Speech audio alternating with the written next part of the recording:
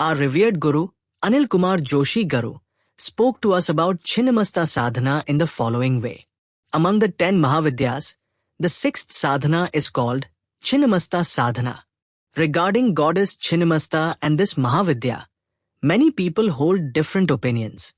But if we define it in one sentence, it is the practice that makes the impossible possible. Even if something seems impossible to us, through this sadhana that very thing certainly becomes successful. I will tell you a story. Once, Lord Shiva was in deep meditation on Mount Kailas, completely absorbed in a meditative state. At that time, Goddess Parvati came there and wished to engage in a moment of divine enjoyment with Shiva. She said, "Come out of your meditation." But Shiva was in such deep meditation that her words had no effect on him. Along with her were 2 companions. They gathered flowers and other items, preparing for divine play with Shiva. But Shiva did not come out of his meditation. Goddess Parvati tried in many ways. As a woman who knew how to please her husband, she tried every possible means. Yet, Shiva did not show any change. Then she became nude and told her 2 companions, "You make all the arrangements with flowers and everything else. I will come." No matter how much she tried, Shiva did not leave his meditation. Parvati then said, "On whom are you meditating so deeply? What are you desiring?" Shiva did not answer. She warned, "If you do not come out of your meditation within 5 minutes, I will overturn this entire creation." Still, Shiva remained unmoved in meditation. Then she told her companions, "Create an atmosphere like that of a great deluge, pralaya. Dot." So they created a destructive atmosphere. At that moment, Shiva opened his eyes and came out of meditation. Shiva said, "Hey Parvati, what are you doing naked? What are you seeking? Do you know how long it takes a yogi to attain perfection in his meditation?" Goddess Parvati smiled gently. She said, "Do you know what happens when the 3 channels, Ida, Pingala, and Sushumna, awaken and flow up to the Sahasrara, crown chakra? That person's consciousness expands throughout the entire universe." Then she asked, "Do you think my energy has not been awakened?" Shiva replied, "If it were truly awakened, you wouldn't behave in this way." At that, Parvati laughed and said, "You are performing penance for thousands of years to awaken the Sahasrara. But I will show you, there is nothing greater than the yoga of love. If my love is true, I can break even your deep meditation." Saying so, she cut off her own head. From her blood, 3 streams flowed, Ida, Pingala, and Sushumna. She drank them herself, and held her head in her own hands. Seeing the scene, Lord Shiva was terrified. Then he said, "O Parvati, what have you done? I never said that you are not a yogini." Shiva then placed a flower on her navel lotus, another on her head, and bowed down to her. At that moment, all the gods witnessed this sight. The gods asked, "What is this form of yours?" Then she said, "When Shiva or any of the gods do not perform a task, even an impossible task will become possible for the one who worships this form. That is my vow. That is why, before Shiva, she stood in the form of Chinnamasta. Those who perform this sadhana will have no impossibility in life." After this, there lived a young sage. He practiced austerity in celibacy and once went to a river. There, a princess was bathing with her companions. The sage saw her and thought, "I must marry this woman." But he soon realized, she is the daughter of an emperor. So marriage seemed impossible. Yet, the sage directly approached the king and said, "O king, I saw your daughter bathing in the river. I wish to marry her." The king was astonished. This is a sage. If I say, "No," he might curse me. If I say, "Yes," what will my daughter say? He called for the princess. She too was surprised. How bold and fearless he is to speak so directly. The king said, "My child, this sage wishes to marry you." The princess stood in silence. The king then said, "I will put a condition, one that he cannot possibly fulfill." The king said, I want 10,000 white horses, each perfectly healthy, without even a single spot on them. If you can bring such 10,000 horses, I will marry my daughter to you." The sage smiled and said, "I accept your condition. Within 8 days from today, I will bring 10,000 white horses." The king was amazed. How will he bring such pure, spotless horses within a week? He said, "If you do bring them, I will surely let the marriage happen." The princess laughed as she walked away. How can marriage with him ever be possible? The sage then went toward Mount Kailash, sat under an Audumber fig tree, and meditated on his guru and his deity, goddess Chinnamasta. He said, "I must obtain 10,000 white horses, without a single blemish, within 8 days." Saying so, he sat down in Chinnamasta Sadhana. Within just one single day, the energies of the universe began to move, and 10,000 pure white horses manifested. Though the king had given 8 days' time, the sage had completed it in 1 day. He began his journey toward the royal palace with the horses. When the king heard the news, "The sage is coming with 10,000 white, spotless, beautiful horses," he was astonished. The princess too looked in wonder. "Who is this man who has achieved something so impossible?" She said, "The one who has made the impossible possible is truly worthy of marrying me." The king agreed. The sage said, "My horses are ready now. The marriage must take place." He took the princess's hand and married her. The king stood watching in awe. At that time, men would come to him and say, "Guruji, I am unable to get married. My wife has left me," they would say. But he would ask, "Have you kept your wife happy? Do you have any vigor in you?" Right now, we do not have that power. That power comes only through Chinnamasta Sadhana. He said, "Tell me now, the power to bring a horse without even a single blemish, how divine is that?" He demonstrated that power through Chinnamasta Sadhana. Prahlad had a son. His name was Virochan. Virochan had a friend, Sudhamvan. Both of them loved the same princess, and both wanted to marry her. One was a sage, the other a prince. Both went and said, "We both wish to marry that princess." Then the gods, Brahma, Vishnu, Maheshwar, said, "We cannot decide between the two. Ask the princess herself." They asked the princess, "Whom do you wish to marry?" She said, "The one who is capable." But how can one determine who is capable? Finally, everyone went to Prahlad. Since Prahlad was a devotee of Vishnu, they believed he would give a just decision. Prahlad said, "Virochan is my son. How can you trust me? I may speak in favor of my son." Both replied, "You are just. You will surely speak the truth." Then Prahlad called both of them and prepared a test of capability. First, a test of knowledge of scriptures was conducted. Both were equally learned. Then a test of war skill was conducted. They had to destroy a demon. One said, "I will strike with a weapon." The other said, "I will strike with a mantra." Both attacked, and the demon was killed. Neither of them was lacking in any way. Then Prahlad thought, "It is difficult to choose between the two." Then Sudhamvan said, "O Prahlad Maharaja, I will always bow to you. You honor me. Then you will consider me greater than your own son, won't you?" Prahlad said, "Respect is one thing, capability is another thing." Then Prahlad said, "One of them will create trouble in the world, the other will pacify it. Whoever pacifies it, let that person marry her." Then the prince hurled the Agnyastra. The whole world was set ablaze. Sudhamvan at once chanted the Varuna mantra and calmed the fire. After that the prince hurled the Vayuastra. But Sudhamvan uttered a counter mantra beforehand and sent it back. Then Prahlad said, "My son has been defeated. Sudhamvan has achieved victory." But there had been a prior agreement between them. Whoever loses must die. Therefore Prahlad himself declared, "My son has been defeated, therefore he must die." This shows Prahlad's love for justice and dharma. Then the king said, "I hand my son over to you. Take him and either kill him or keep him alive. It is in your hands. Sudhamvan, accepting Prahlad's justice, said, Prahlad Raja, I accept your judgment.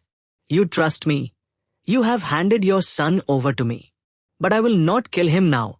Whenever Virochan again approaches that girl, I will kill him. Then the girl said, You married me by your mantra power. But did you ever ask me whether I liked marrying you? Without asking me, you married me. Then Sudhamvan said, Stay here. I will remain here. Tell me what is in your heart. I will listen. If you say you do not like marrying me, I will leave you and go away. However, he was a Chinnamasta practitioner. He began reciting the Chinnamasta mantra and then said, If the girl truly loves me in her heart, our marriage is supreme, then let there be a shower of flowers from the sky. Then the girl and the king said, You are the one we want. Then the girl said, My heart was elsewhere, but outwardly something else happened. Then Sudhamvan said, I have made the impossible possible through Chinnamasta Sadhana. You will be mine. For 7 lifetimes you will be mine. Marrying the princess was impossible. But he made it possible through Chinnamasta Sadhana. There are many more such incidents. Once you can also read an episode in books like Adhyatmik Ramayan or Adbhut Ramayan. Rama, after conquering all of Lanka, installs Vibhishan as its king. Vibhishan rules Lanka peacefully. Yet with Kumbhakarna's lineage there is a scion, his son, named Mulkasura. Ravana, seeing that boy, said, If I keep him in my kingdom, my realm may be destroyed. So he kept him outside the kingdom. That boy, Mulkasura, performed fierce austerities and tapas, saying, I will destroy Rama who ruined my people and also Vibhishan. When Vibhishan heard this news, he said, He has received a boon from Brahma. We cannot do anything to him. He appealed to Rama. Rama said, I have a vast Vanara army, and sent Hanuman to fight that Mulkasura. Hanuman sent 1 or 2 arrows and struck him senseless. Mulkasura stunned Hanuman. Afterwards Lakshman and then others went. Everyone fell before him. In that same situation, later Rama himself went. Later, upon understanding the Brahma boon, Rama examined that boon and found only a woman can kill him. Now from where to bring such a woman? Should they call Sita? But Sita is presently in Valmiki's ashram. They decided to summon Sita. Sita used to perform daily worship of Lalita, reciting the Lalita Sahasranama. She learned all the knowledge for her sons as taught by Valmiki. The situation seemed impossible. Rama was sitting on one side in despair. Lakshman and everyone else were also sitting in despair. When the news regarding Mulkasura's war reached them, it was known that Sita was coming there. At that time, Sita sought blessings from Mother Chinnamasta and said, You must come and destroy him. At that moment, using the mantra she performed, Sita struck at Mulkasura's weapon, nullifying his power. Mulkasura was split into 2 parts, and the kingdom there was handed over to Vibhishan. Sita was leaving from there. Rama, along with Lava and Kusha, could not ask her to stay. Rama said, Tell me your wish. Then Sita said, Not in this birth. I will ask in the next birth. In her next birth, she was born as Rukmini, the wife of Lord Krishna. As Rukmini, she devoted herself to the service of Krishna. Including Rukmini, he took 16,000 gopis, as you already know. One day, while everyone was engaged in the Ras Leela, Rukmini and the gopis said to Krishna, We have one wish. Will you fulfill it? Krishna remembered their previous birth and said, You did not ask in that birth. Now you ask. Tell me what the wish is. They said, At the time of our death, our lives should depart into your boat. Then Krishna said through Chinnamasta, The impossible must be made possible. When Dwarka was submerged, Krishna divided his own body into 16,000 parts, and each gopi placed his hand on her head, performing the Chinnamasta initiation. In this way, 16,000 gopis and wives placed their heads in Krishna's boat and surrendered their lives. This is an impossible act, yet made possible through Chinnamasta Sadhana. Radha did not know this. She came and said, Krishna, you give everything to everyone. But what about me? I am not your wife. I am your beloved.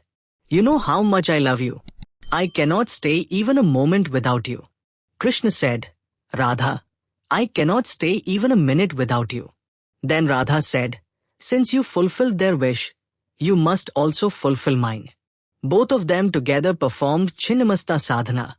And Krishna said, whenever I leave this body, you will come to Goloka.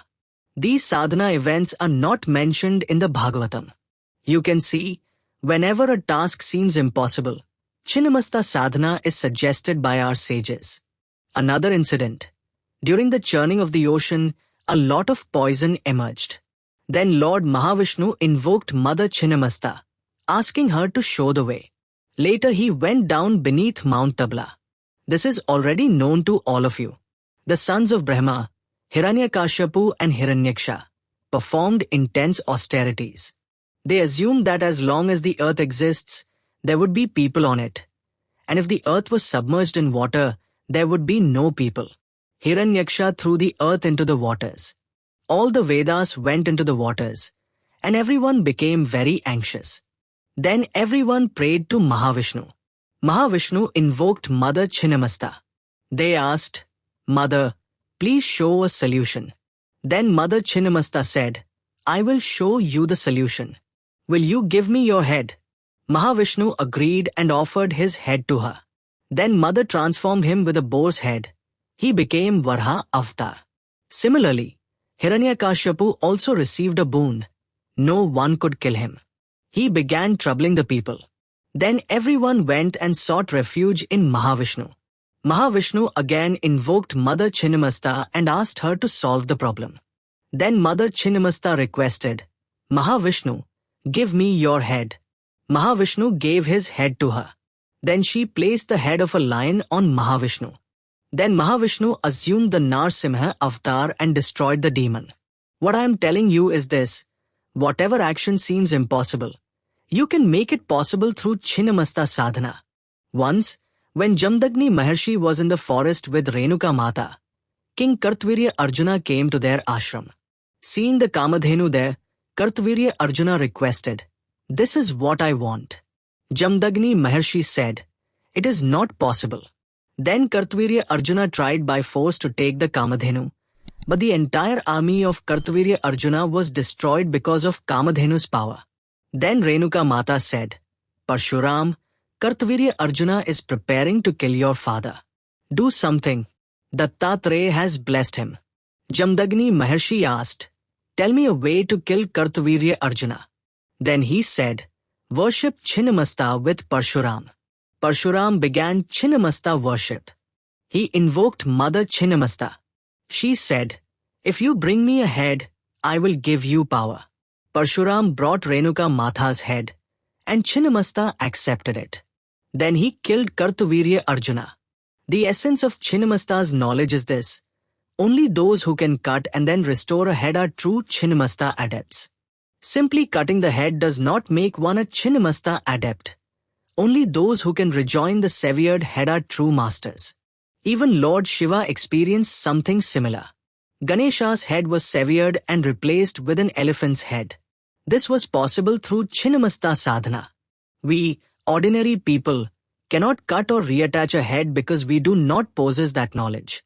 But Goddess Chinnamasta has given her devotees and worshippers this boon. Whoever worships her or performs havan with her mantra will achieve whatever they desire. If a mantra is present in front of a qualified guru, and one performs havan with yogic power, their desire will never fail. What I wish is this: there are many great gurus in the world, but my hope is always one: the name of my Sadguru should spread throughout the world. This is the purpose of my life. My Guru has revived the 10 Mahavidyas in the world and firmly established them. He has shown all aspects: sadhana, austerity, guidance. But in today's time, no one dares to say, I am a Chinnamasta or Mahakali practitioner. A person who can perform sadhana and demonstrate results is extremely rare. This sadhana is not ordinary. Behind it is yogic power. It is not idol worship. It is an inner sadhana. It is the awakened energy itself, present in Shiva. Even yogis who performed austerities for thousands of years could not fully awaken their navel center. They could not cut and reattach a head. This is the profound meaning of Chinnamasta Vidya. Even in modern agriculture, there are examples. One can graft a branch from one plant onto another and it will grow anew. This is the life principle of Chinnamasta Vidya, the power of cutting and joining. In ancient times, our sages also achieved the power to manipulate body parts. The Varha Avatar, Narsimha Avatar, Daksha Prajapati cutting a horse's head, all are examples of this power. This is our ancient knowledge, but now it is no longer visible. Hence, it remains only in stories. Look at Renuka Mata. Why do they worship only her head and not the body? There is a deep meaning in this. Her son, Parshuram, is still immortal. At the time of Kalki Avatar, Parshuram will be the guru of Vishnu's incarnation, Kalki. This is still a living truth. Therefore, I say, decide on a single wish and begin Chinnamasta Sadhana before me. Just 16 offerings are enough. Your desired work will certainly succeed. But this is not for greed. It is not, I want 2 crore rupees, or I want to become Prime Minister. It must be done to solve a real problem.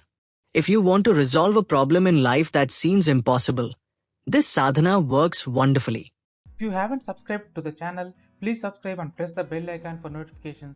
If you liked the video, please press like button and share it with your friends. Thank you.